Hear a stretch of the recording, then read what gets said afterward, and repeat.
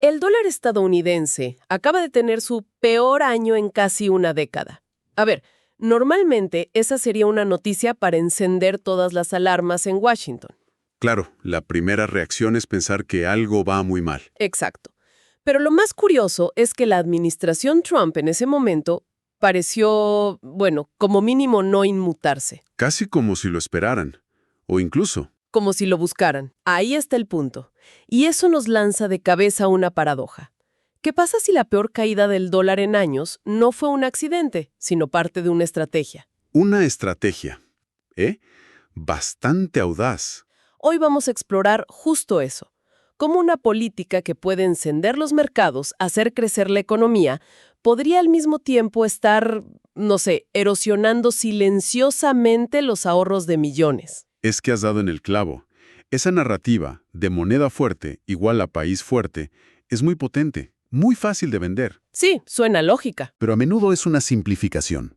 O sea, lo que los análisis que tenemos sobre la mesa sugieren es que, en ciertas condiciones, una devaluación, digamos, controlada, es una de las herramientas más potentes en el arsenal de un gobierno. Un arma de doble filo, entonces. Totalmente.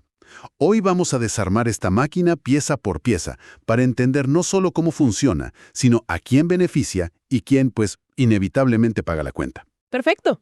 La misión es esa, desglosar los 5 motores que impulsan este fenómeno. Queremos entender la ingeniería financiera que se esconde detrás de los titulares y ver las implicaciones reales para quien invierte, para quien ahorra o simplemente para quien trata de entender por qué la economía se mueve de formas tan extrañas. A ver, vamos a desglosar esto. Empecemos por donde tiene que empezar. El cerebro de la operación. La Reserva Federal, el primer motor. La idea básica es que un dólar débil le da a la Fed mucho más espacio para respirar. Pero aquí tengo mi primera duda. Adelante. Un momento. ¿No se supone que el trabajo principal de la Fed es precisamente mantener la inflación a raya?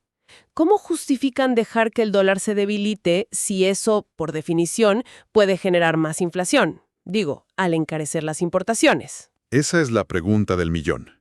Y toca el corazón del famoso doble mandato de la Fed.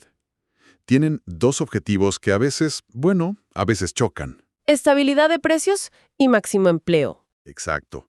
Cuando el dólar está muy fuerte, la presión para controlar la inflación los obliga a pensar en subir las tasas de interés. Y eso enfría la economía, puede afectar el empleo. Claro, frena todo. Pero con un dólar más débil, esa presión se alivia. De repente, pueden girar su atención hacia el otro pilar de su mandato, estimular el empleo. Ah, ya veo. Es un juego de balanzas. Sacrifican un poco de un lado para ganar por el otro. Justo así, les da el margen de maniobra para hacer lo que la administración quería, bajar las tasas de interés. Y esto no es un detalle menor, ¿eh? No, para nada. Bajar las tasas es como abrir las compuertas del crédito. El dinero se vuelve más barato para las empresas que quieren expandirse, para los consumidores que quieren comprar, se inyecta liquidez en todo el sistema. Y esa liquidez es el combustible. Es el combustible de casi todo lo que vamos a discutir a continuación. Es el primer y más importante efecto dominó. Ok, entiendo. La Fed abre el grifo del dinero barato. Y me imagino que ese dinero no se queda quieto. Para nada. Eso me lleva a pensar en el comercio internacional. Es casi una rebaja global instantánea para los productos estadounidenses, ¿no? Si el dólar vale menos, un producto que dice hecho en Estados Unidos, de repente se ve mucho más atractivo en el extranjero. Es una rebaja y una muy efectiva. Ese es el segundo motor, el impulso a las exportaciones. Claro. Un coche fabricado en Detroit o un avión ensamblado en Seattle se vuelve significativamente más competitivo en los mercados de Europa o Asia. Pero fíjate, lo que uno de los análisis destaca, y esto es fascinante, es que este beneficio no es nada parejo. ¿A qué te refieres con que no es parejo? A que beneficia masivamente a industrias pesadas, las manufactureras tradicionales como la automotriz o la aeroespacial. Ok, ¿y a quién no beneficia? Porque siempre hay otra cara de la moneda. En una empresa de alta tecnología en Silicon Valley. Ajá. Diseñan sus productos en California, pero dependen de componentes electrónicos de alta precisión que fabrican en Taiwán o en Corea del Sur. Para ellos Un dólar débil es un problema. Exacto, para ellos significa que sus costos de producción suben. Así que mientras una parte de la economía celebra, otra siente el golpe. No es una solución mágica para todos. Entendido. Es una herramienta bastante selectiva. Y, a ver, siguiendo esa lógica, si nuestros productos son más baratos para el resto del mundo, los suyos son más caros para nosotros, ¿verdad? Correcto. Me imagino que el iPhone que se ensambla en China o un coche alemán, de repente cuestan más. ¿Cómo afecta eso al panorama general? Esa es la transición perfecta al tercer motor, el reequilibrio de la balanza comercial. Es un efecto de dos vías: vender más, comprar menos. Justo. Por un lado, como dijimos, vendes más al exterior. Por el otro, desincentivas las compras de productos importados, porque se han vuelto más caros. Es como si el gobierno aplicara un sutil arancel invisible a todo lo que viene de fuera. Un arancel invisible. Me gusta esa descripción. Pero el resultado combinado es que la brecha entre lo que importas y lo que exportas, el famoso déficit comercial, tiende a reducirse. El país empieza a depender un poco más de su producción interna y un poco menos de la externa. Suena bien sobre el papel. Más exportaciones, menos importaciones. Todo esto tiene que verse reflejado en el indicador económico que todos los políticos aman citar, el Producto Interno Bruto, el PIB. Absolutamente. En los titulares, el resultado es claro. El PIB sube. Y un número de crecimiento positivo siempre es una victoria política. Siempre. Pero aquí es donde uno de los informes que analizamos introduce un matiz crucial y nos pide que miremos bajo el capó. Hay que tener mucho cuidado porque una parte de ese crecimiento del PIB puede ser en cierto modo un espejismo. Un espejismo. ¿Cómo es eso? ¿No es un crecimiento real? Puede no serlo del todo. Es un crecimiento nominal. Ah, O sea, si el valor de todo lo que produces sube simplemente porque tu moneda vale menos y hay más inflación, el número total del PIB va a ser más grande.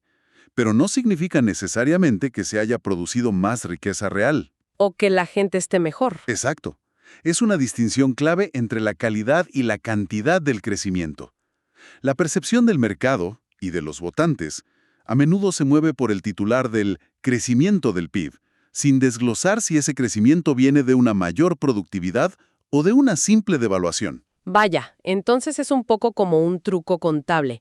El número se ve bien, pero se siente bien en el bolsillo de la gente. Si los productos importados son más caros, quizás el ciudadano de a pie no percibe ese crecimiento. Esa es la tensión. Para las grandes corporaciones con vocación exportadora, los beneficios son muy reales y se reflejan en sus balances. Pero para el consumidor promedio, el efecto puede ser neutro o incluso negativo si su canasta de la compra incluye muchos productos importados. Se crea una brecha. Una brecha entre la macroeconomía de los titulares y la microeconomía del día a día. Ok, esto se está poniendo cada vez más complejo. Tenemos dinero barato de la Fed, empresas exportadoras con mayores beneficios y un PIB que, al menos en papel, está creciendo. ¿Sí? El escenario está servido. Tengo la fuerte sospecha de que todo ese dinero y optimismo tienen que aterrizar en algún lugar. Y eso nos lleva al quinto motor, que es donde la cosa se pone buena para los inversores. Directo a la fiesta de los activos financieros. Los análisis son unánimes en esto. Los mercados, desde Wall Street hasta el sector inmobiliario, adoran un dólar débil y tasas de interés bajas. La razón es simple: liquidez. Exacto. Hay una enorme cantidad de dinero barato en el sistema buscando un hogar. Buscando rendimiento. Y ese dinero no se va a quedar en una cuenta de ahorros que paga un 0.1%. Claro, sería como dejar que se derrita. Estás perdiendo dinero. Justo. Se produce lo que uno de los economistas en estas fuentes describe de forma brillante como una fuga de capital hacia activos reales. El dinero huye del efectivo, que pierde valor día a día por la inflación. Y corre a refugiarse en cualquier cosa que tenga potencial de apreciarse. Cualquier cosa, acciones de empresas, propiedades, materias primas como el oro, e incluso activos más especulativos como las criptomonedas. Todo lo que se percibe como escaso o productivo, pues, sube de precio. Vaya. O sea que no es un efecto secundario. Es una consecuencia directa y predecible. La política monetaria está, en la práctica, empujando a la gente a sacar su dinero del banco y a ponerlo en el mercado. Asumiendo más riesgo, ¿sí? Claro. Es el núcleo de la estrategia. Uno de los artículos lo describe de una forma genial. Es como si el gobierno pusiera una pequeña tasa por inactividad a tu dinero para forzarte a invertirlo. Si no lo mueves, se encoge. Se encoge. Y esta dinámica beneficia enormemente a quienes ya poseen activos. Los ricos se hacen más ricos porque el valor de sus carteras sube y crea un incentivo masivo para que el resto participe en el mercado. Es una política que deliberadamente favorece la inversión sobre el ahorro. Y ahí es donde la historia da el giro completo. Hemos estado hablando de los ganadores. Las industrias exportadoras, los inversores, Wall Street, el gobierno con su titular de PIB. Sí, la lista es larga. Pero, si esta es una fiesta, alguien tiene que pagar la cuenta. Seamos claras. ¿Quién pierde en este escenario? La respuesta es dolorosamente simple. El ahorrador. La persona prudente. La persona prudente, que ha trabajado duro, que ha guardado su dinero en una cuenta bancaria o en efectivo, creyendo que estaba seguro. En este entorno, esa seguridad es una ilusión. Porque su dinero pierde poder de compra. Exacto. El número en la cuenta es el mismo, pero está perdiendo poder de compra cada día que pasa. Cada vez puede comprar menos cosas. Entonces, es la gran paradoja. Una política diseñada para estimular la economía castiga una de las virtudes más tradicionales: el ahorro. Esa es la lección central que se desprende de todos estos análisis. Un dinero más barato está diseñado para incentivar el crecimiento y los mercados alcistas, pero esos beneficios no llegan a todos por igual. No, claro. Solo alcanzan a quienes participan activamente en el juego de la inversión. No es un deporte para espectadores. Si te quedas en la grada con tu dinero en el bolsillo, estás perdiendo. Y esto tiene profundas implicaciones sociales y de desigualdad a largo plazo. Entonces, ¿qué significa todo esto? Que al final, entender la dinámica del valor de la moneda no es un ejercicio académico para economistas. Para nada. Es una herramienta de supervivencia financiera. Es una señal fundamental que nos dice si el sistema está premiando el riesgo o la cautela, y nos obliga a posicionarnos. Totalmente. Para resumir la idea central, un dólar débil no es necesariamente una señal de que la economía estadounidense está en problemas. No, para nada. De hecho, puede ser todo lo contrario. Una herramienta estratégica y deliberada para impulsar las exportaciones, mejorar la balanza comercial y, sobre todo, inflar los precios de los activos financieros. Es una máquina compleja con ganadores muy claros. Exacto. La gran conclusión es la necesidad de mirar siempre más allá del titular.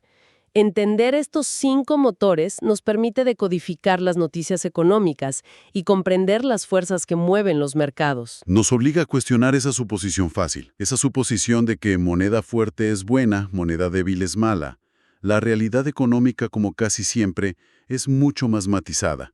Una red de incentivos y consecuencias no siempre evidentes. Y esto nos deja con una reflexión final que se desprende de todo el análisis. Sí, una pregunta importante. Las fuentes describen con mucha claridad cómo un país puede usar su moneda como un arma competitiva para beneficiarse en el escenario global. Ajá. La pregunta que queda flotando es, Inquietante. pues si esta es una herramienta tan efectiva, ¿qué ocurre cuando varias de las principales economías del mundo, China, Europa, Japón, Estados Unidos, intentan hacer exactamente lo mismo, y de forma simultánea? Una carrera hacia el fondo. ¿Cómo se ve un mundo donde todos compiten en una carrera por ver quién devalúa más rápido su moneda? ¿Y qué implicaciones tiene esa guerra de divisas para la estabilidad de todo el sistema financiero internacional?